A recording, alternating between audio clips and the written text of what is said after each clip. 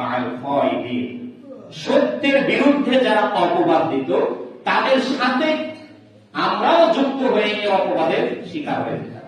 নাউযুবিল্লাহ বলেন।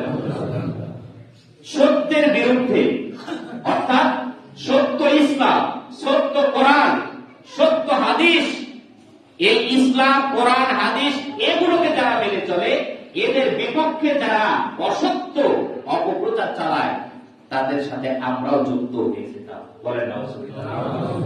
কথাটা আবার বুঝি।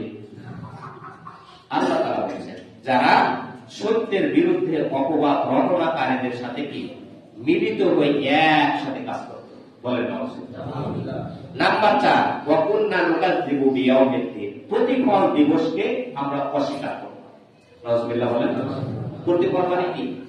আমরা এই যে দুনিয়াবী জীবনে 50-60 বছরে যা করছি এর জন্য বিনিময় মৃত্যুর পরবর্তী জীবনে আছে না নাই?